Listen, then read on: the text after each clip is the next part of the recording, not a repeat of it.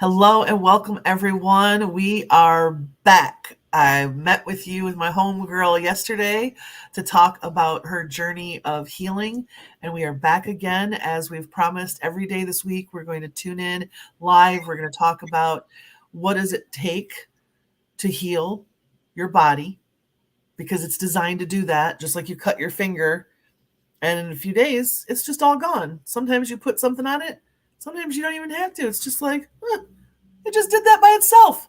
I'm like Wolverine. I just heal back up. Except sometimes we do stuff and we live a way that we impede and create barriers to that ability. And sometimes there's genetics, and sometimes there's environment, and sometimes there's nutrition and nature and whatever we've dealt with. And we deal with illness. And we need to set the body back into the course of remembering, oh, now I have to do that thing when we do, and then we generate. Okay, good. So we're talking to Stephanie Dawn because she's on a journey with cancer. And Stephanie's been on this journey before, and she's going to talk to us all this week, really, ministering to us as we minister to her. So, Stephanie Dawn, welcome to the convo, sis. Thank you for having me back. Every day this week. Fun. Every day we get to be together. I could not be happier. I mean, I'm sorry that we had to get cancer to have an excuse to talk every day, but here we are, and we're going to talk every day this week to number one, fellowship, because support through anything is necessary. And so I really want, my desire is that you personally receive this as a ministry to you, and to know how much I love you and how much you're loved by other people that are going to watch these videos. Thank you. And I want them to raise awareness. And I want you to be someone that they know they can approach,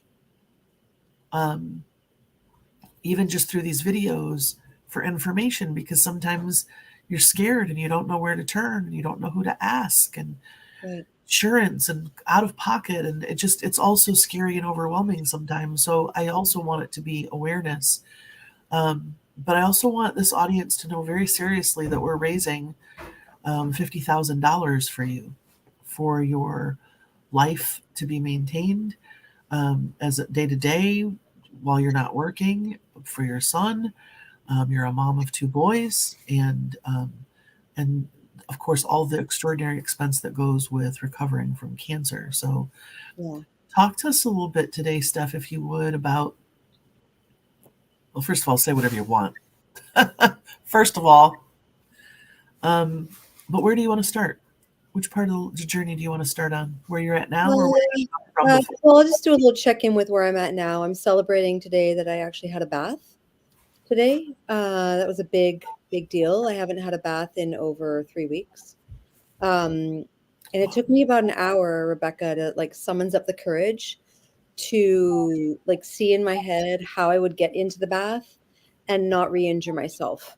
Because that's my big concern, is that I'm going to re-fracture the hip or fall again or something like that. So, but I bought Epsom salts at the store the other day. I'm like, I really want an Epsom salt bath.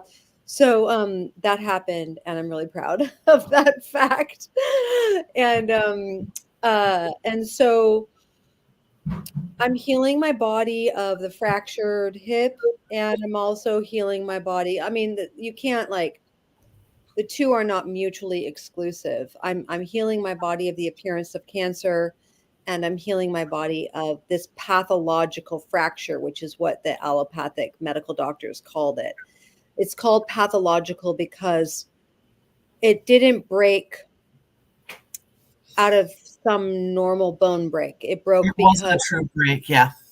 Yeah, it didn't fracture just because I hit my body really hard. I did hit my body really hard on the ground, but I have these osteolytic lesions which point to metastatic cancer. And so breast cancer metastasized to the bone. So you wanted to know how I healed myself initially, or how it is that I've been living for the last 4 years. Hello, I'm alive. I had breast cancer and I did it naturally. And Right.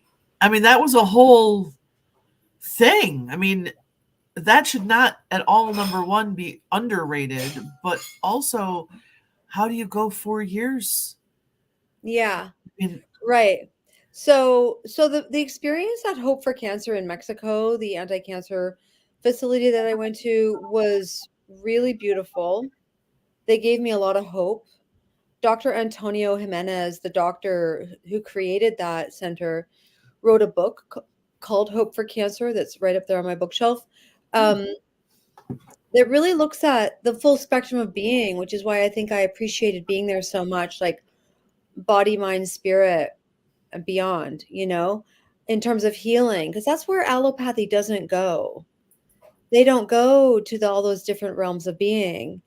And I'll tell you right now that I think that this stage 4 experience is less about what I was putting in my body and more about what I was experiencing and how I was talking to myself in terms of the circumstances of my life.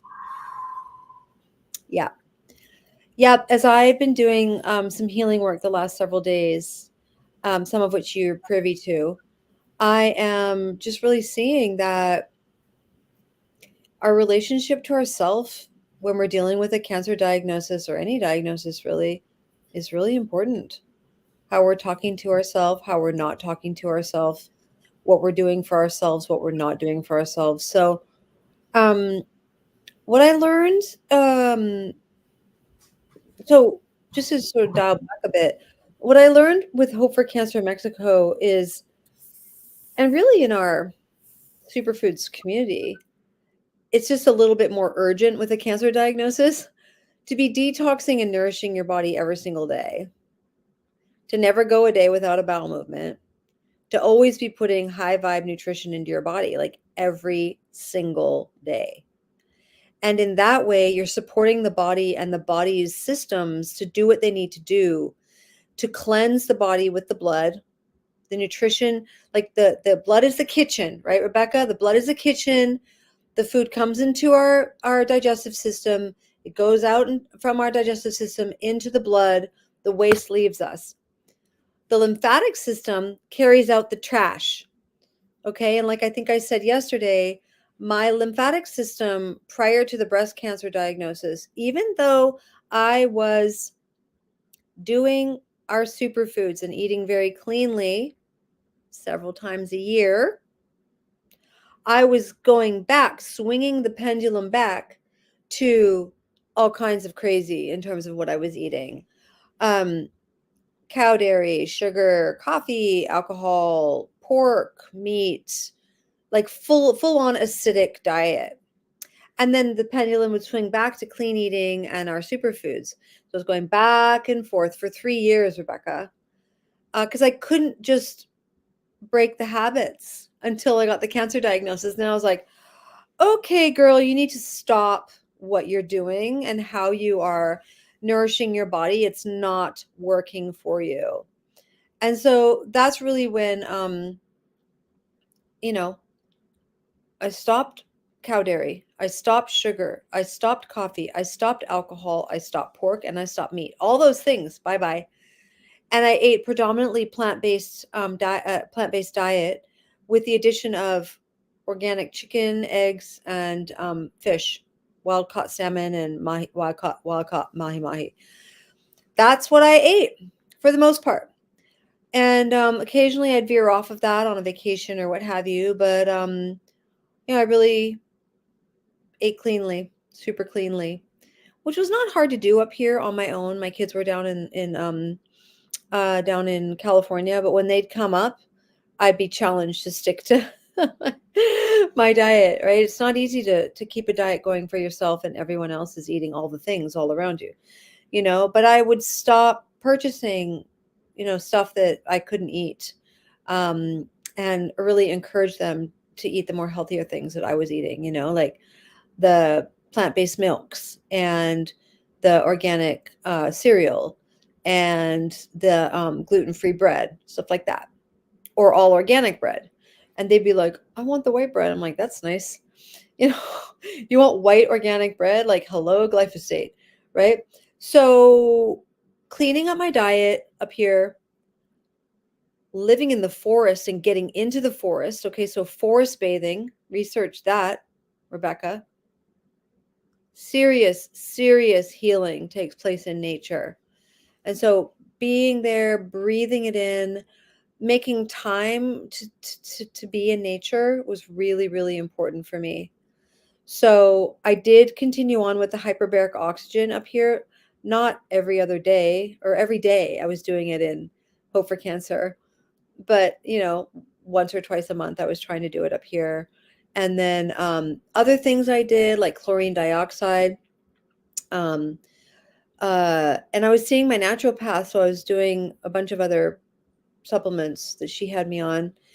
And yeah, just really caring for my body, Did you dancing. do anything like chiropractic or acupuncture or anything like Yep. that? Yep. Chiropractic and massage all the time. Especially through the pandemic. I was like, oh my God, somebody touch me. I need to be touched. Thank God Yeah, I found massage therapists that were still working through the I was going pandemic. to say that was a needle in a haystack that you found if you could get a massage during the pandemic. Bless your Well, heart. so here's what I know. Like I moved through, so I moved through the initial cancer diagnosis fearlessly because that's my life as a spiritual practitioner. I'm not here to fear my body or to fear life at all. So what was I doing while I was addressing the cancer, stage 3 cancer diagnosis in my body? Building my immune system. What did we all need to be doing during the pandemic? Building our immune system. So I went through the pandemic fearlessly. Yeah, I was not afraid of catching COVID ever. Um so yeah, I I had just I had this confidence that I was really caring for my body in such a way that my immune system would handle it if I caught it. Um and sure enough, when I went back for my second follow-up with Hope for Cancer, they were like, you have like the immune system of a 16-year-old. So that's why I don't identify with being sick right now. It's like I know that I have a healthy immune system. I feel healthy. And but I do have this appearance of these osteolytic lesions that I must address. So so does that answer all your questions for the first 4 years? It does. It does. And it's a good segue because now I want to talk a little bit about what it is you're going to do now with what's the next course? And obviously you're fundraising because you're not able to work currently, but broken bone and, stage 4 cancer diagnosis. And so obviously your job is getting well, lady. But so Yeah, what's the plan now? What's the game of action? right. So I don't really ascribe to the whole allopathic diagnosis of stage 4 cancer. I really see what's going on in my body, and the way forward is an upgrade. It's a health upgrade. So what does that mean? It means that I've got to do some things differently. I've got to do life differently. I really enjoy working. This is a really big deal for me to not be working. But I, I'm blessed that I have residual income coming in. And that takes some energy to manage. So thankfully, I have a beautiful upline who's helping me manage that. Otherwise, that income is just going to dip and dip and dip and dip and dip and dive, right? So, and I'll manage it as minorly as I can in order to really prioritize caring for myself. So, the excitement for me currently is that I've had some very well respected colleagues of mine reach out to me over the last several months. They know what I'm dealing with the eye, and they know of the previous cancer diagnosis, recommend some products to me. And I was researching these products. I was going on hour-long Zooms with scientists, and I hadn't pulled the trigger. And so I'm super excited because I have pulled the trigger on two very important products for myself right now that will improve my cell health.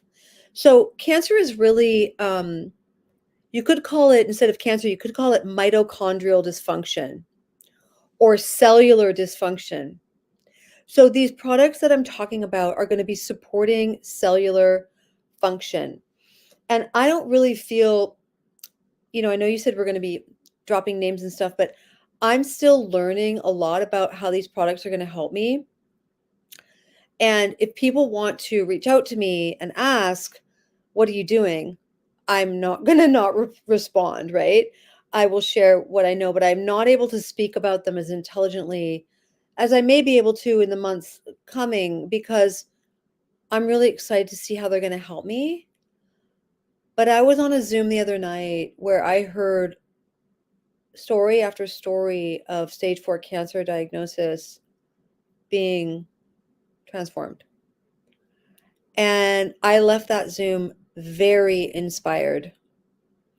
And so where I'm at right now, my commitment to myself, my body, is to really regard it as the temple that it is.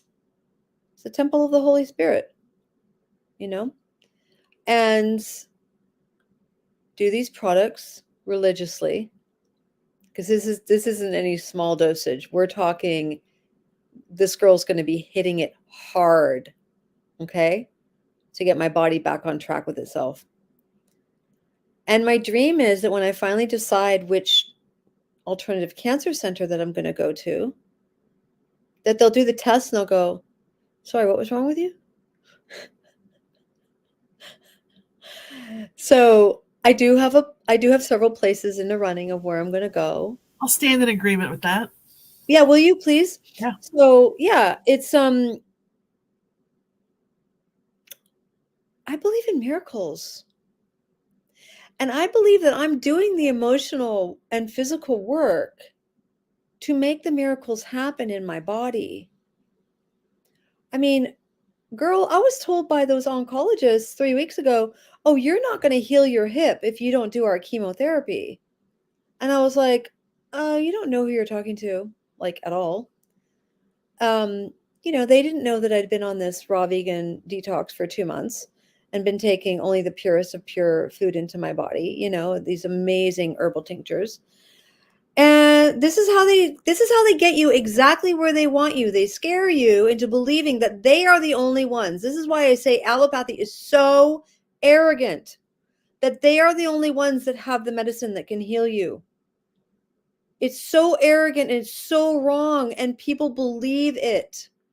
So I could go on I know there's a whole thing that we'll do on that, I'm sure, one day. I want to say this to everybody. As a holistic practitioner, there are people that come to me and they're like, listen, I want to treat what I'm dealing with completely with my lifestyle, nutrition, supplements, homeopathics. I'm seeing an acupuncturist. I got my chiropractor. I want you. I got my massage therapist. There are people that are like, I'm doing this 100% like this. There are other people that don't want to do that, and they go completely allopathic. And then there are people that come to me and they either want to create a hybrid, or they say, let me do this allopathic stuff and then let me come and see you afterwards because I know there's going to be some damage and I want to, mitigate some damage. And so I want to say that Stephanie is sharing from her personal experience, and she and I happen to agree on a lot. Okay. Yeah. But y'all, you sleep, whoever's listening, you go to bed with yourself at night. Yep. And it's what Stephanie said going back earlier, saying that it seems to her that this round has more about mental, emotional, spiritual factors than the physiological introduction of like bad nutrition and things like that. And we know that things like unforgiveness, fear, anger, anxiety, those things unresolved are acidic to the system. And so I urge you to do what's best in your heart. You all have to sleep with yourself at night. So in your healing from whatever it is you heal from, I'd really encourage you to be as thoughtful as Stephanie is being for herself. Why she's got the passion she has is because there's an inner conviction on that. And that's the conviction by which we heal too. Yeah, so it's really important that you believe in your healing path. And one of the things I really want to highlight, and we can devote another talk to this, but I want everyone here today to research the term iatrogenesis.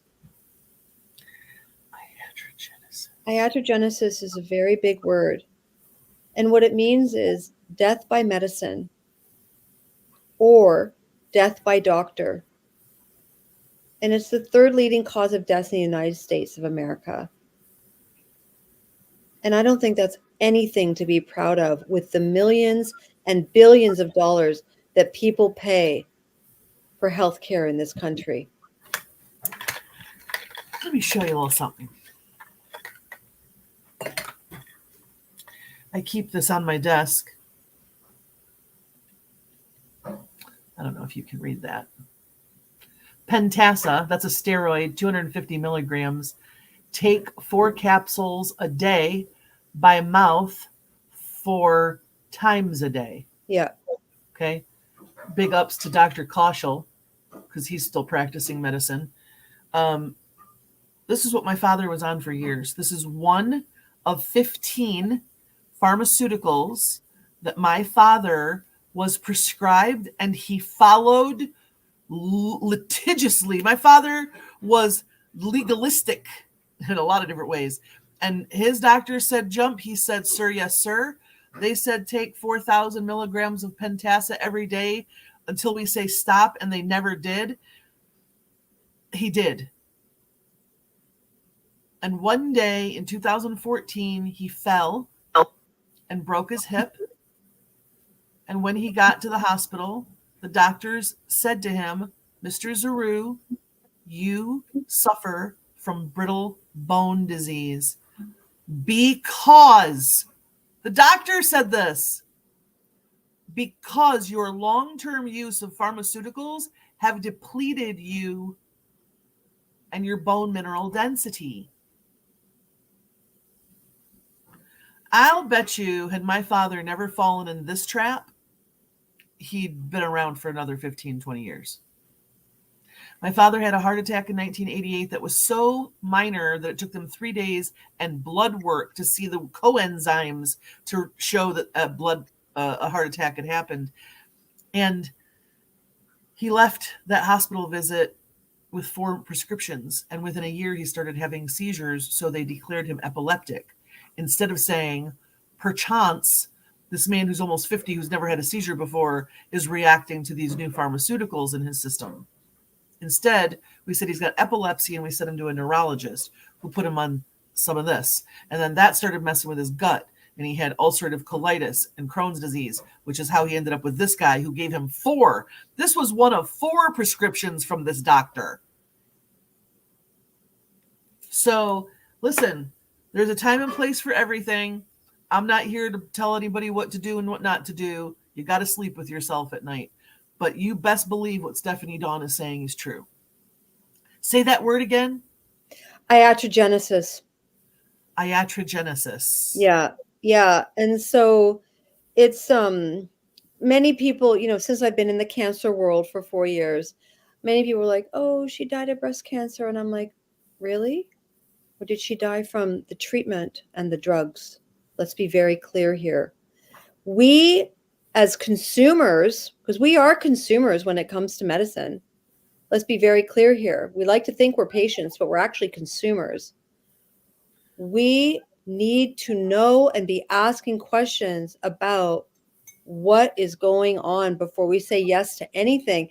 And you should have seen me at the hospital in Silverdale. Oh my God. They came in every morning to ask me to take blood from me. And I was like, no, you took blood from me when I first arrived here. I can assure you my blood hasn't changed. I'm eating the same diet. I'm doing good every day. And then they'd walk out, they go, patient denial. And I would be like, you better believe is patient and Yeah. I Yeah. don't play the way that they want me to play. I know where the locus of power resides, and it resides with me, the patient, not with the system and not with the doctors. And most people don't know that. And the only reason I know that is from my years of birth work, birth activism, and holding the locus of power for the birthing mother. So that's where that all comes from. And yeah. Whew, which is a whole other can of worms we'll open another day. Okay. So now you've I got know. we got a lot of work to do.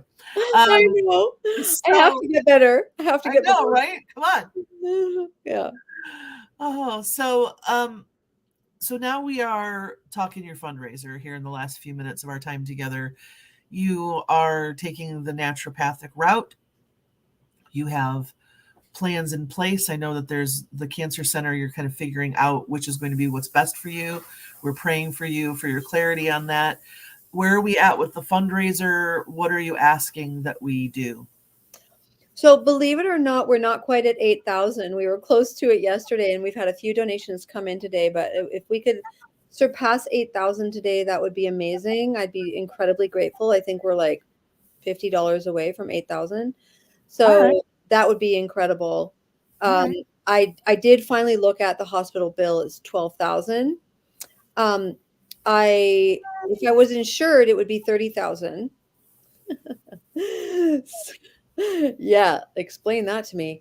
It's 12,000, and the bills are starting to come in. The texts are starting to come in. They want their money, so I want to pay them, and because I was treated really well there. As much as I like to rebuke allopathy, they cared for me beautifully there.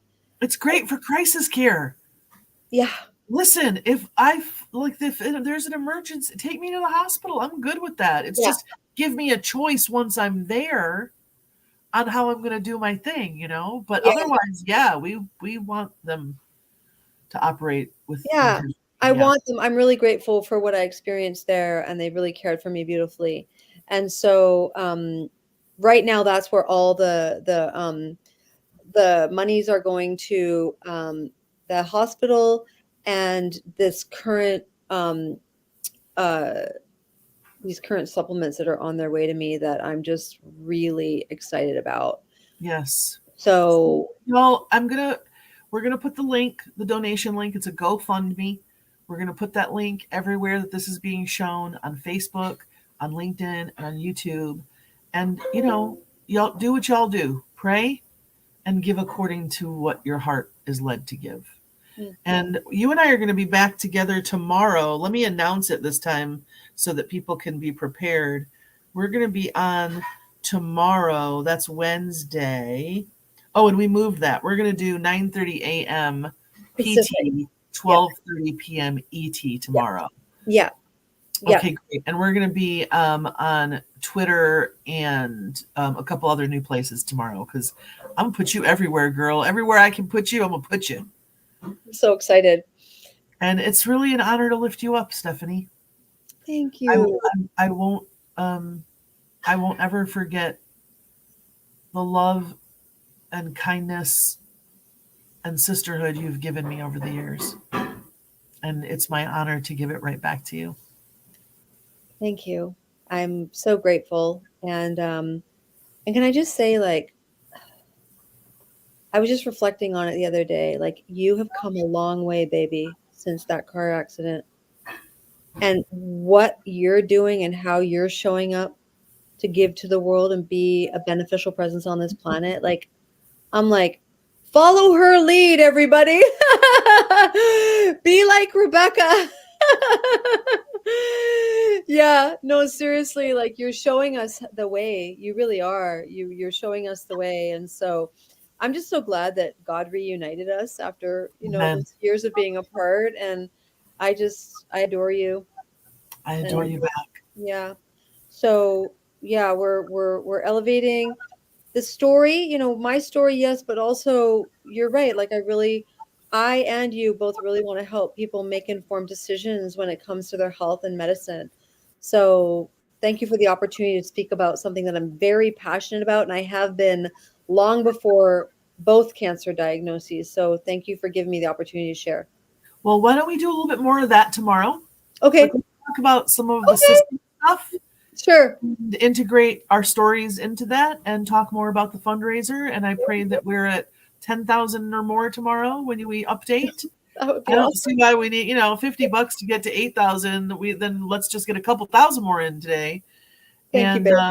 And so if y'all have it, share it. And if you don't have it, say a prayer and then share the link. And then we'll be back tomorrow. Right on, Rebecca. All right. God bless you, sister. Mwah. God bless you. Thanks for watching, everybody. Thanks, everybody. Peace.